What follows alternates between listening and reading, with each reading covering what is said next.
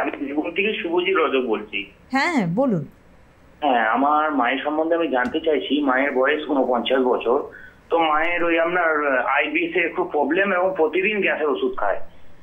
পেটটা সবসময় ভারী ভারী এবং ফুলে থাকে। আইবিএস এর প্রবলেম বলছেন আপনি, তাই তো? হ্যাঁ, আমি ডাক্তারবাবুকে দেখিয়েছি, তিনিই বলেছেন। আচ্ছা, আপনি কি জানেন আইবিএস কাকে বলে বা আইবিএস এর সিমটম কি? আপনার বয়েল সিস্টেম এবং কোষ্ঠকাঠিন্য আছে।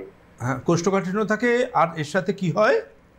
Hello, bowel system. হ্যাঁ হ্যাঁ, কোষ্ঠকাঠিন্য থাকলে আইবিএস বলে।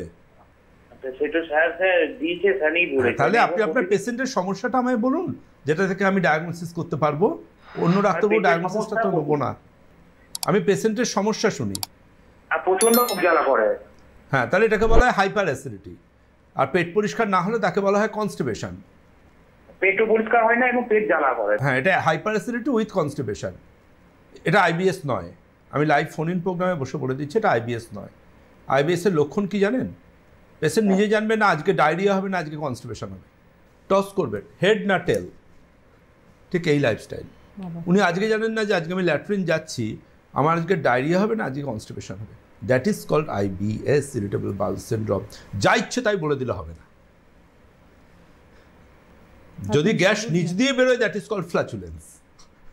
যদি ওপর পেটে গ্যাস আটকে থাকে that is called dyspepsia or bloating. প্রত্যেকটা মেডিকেল সায়েন্স একটু পড়াশোনার প্রয়োজন আছে।